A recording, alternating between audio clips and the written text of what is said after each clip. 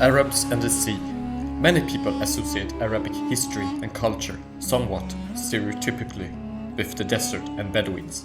And camels, don't forget the camels. But most have either forgotten or overlooked how much of the Arabic world is close to the sea. With, for example, the coasts of the Arabic Peninsula connecting to the Arabian Persian Gulf, the Arabian Sea and the Red Sea. And you also have the Mediterranean coasts of North Africa and the Atlantic coasts of Morocco and Mauritania. Most of the population and most big Arabic cities are either by the sea or close to it, or have access to it through rivers. And thus, the sea has formed Arabic history and culture and influenced it throughout the ages. In the early Middle Ages, sea raids were done on the coasts of Europe, and these were more numerous and greater in size than even the Vikings did in the north. And in the 9th century, the Italian islands, such as Sicily and Sardinia, and also parts of southern Italy, were conquered and occupied for a while, though these parts were later conquered back by the Normans. And in the 15th to the 19th century, you had the Barbary pirates of North Africa, though these were less pirates as most would think of them, and more as the fleets of various political entities that were doing raids and battling other fleets. Some of these fleets were strong enough to challenge and even defeat at times the major European powers of the Mediterranean.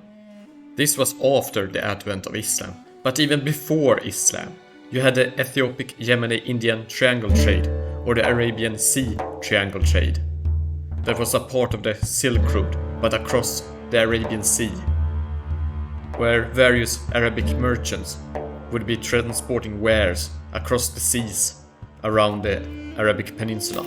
And later, after the Arabic Islamic invasions of the Middle East and North Africa, you would also have Arabs transporting wares across the Mediterranean Sea.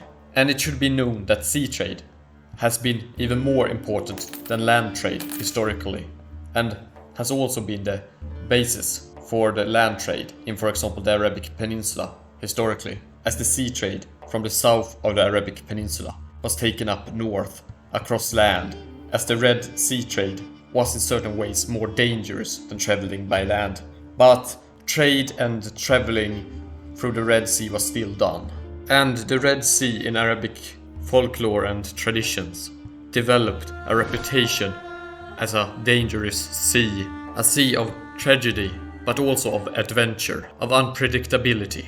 Actually, on the subject of Arabic culture and folk traditions, the closeness to the sea historically affected Arabic religion and culture from its very beginnings, and probably even affected the development of Islamic jurisprudence. For example, out of the 4 madhabs, or schools of jurisprudence in Sunni Islam, the Shafi'i, Hanbali and Maliki schools give permission to eat almost all creatures in the sea.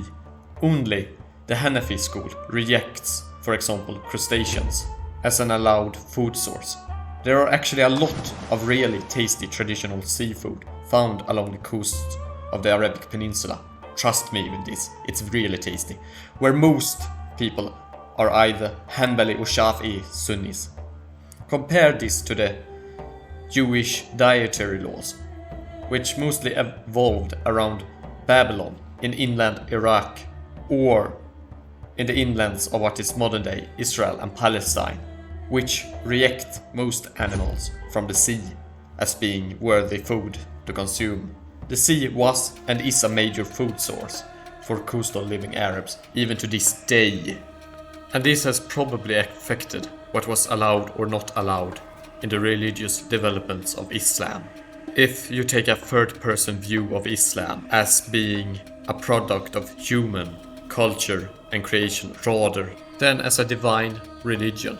Also, despite Muhammad being an overland trader, according to the traditions regarding the life of Muhammad, classical Sharia actually deals with trade related to the sea too, especially in what regards lost wares on the sea.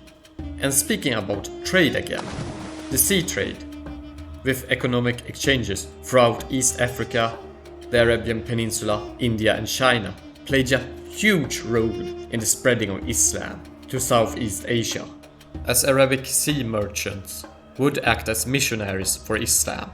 The sea trade also spread people, as the Arabic minorities in the Indian Malabar region are there due to the overseas trade and do speak dialects of Arabic that are quite close to those found in the south of the Arabic Peninsula. Arab traders even managed to create smaller colonies on the coast of China and even entered Korea at times. And the closeness to the sea has created many legendary stories and myths in Arabic folklore, folk traditions and literature. For example, Sindbad al-Bahar, Sindbad the sailor, a sailor that happens upon various dangerous situations on his voyages that he has to overcome, is one of those famous Arabic epics. And you also have the legendary Jazirat al-Yaqut and the Wāḳwāḳ legendary islands, which are mythical islands that have a lot of legends about them.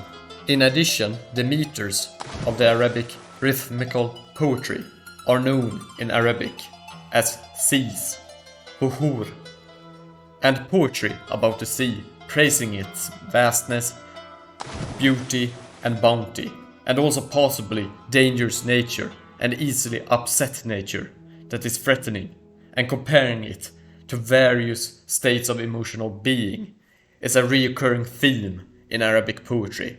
Even into modern times, the sea is referenced in poetry through this very nature of being so changing and having various states that are comparable to various emotions. Asifun yartami wa bahrun yughayyaru anna billahi minhuma mustajiru wa ka'anna al-amwaja wa hiya tawala mukhnaqatin ashjanu nafsin tathuru asbadat thumma jarjarat thumma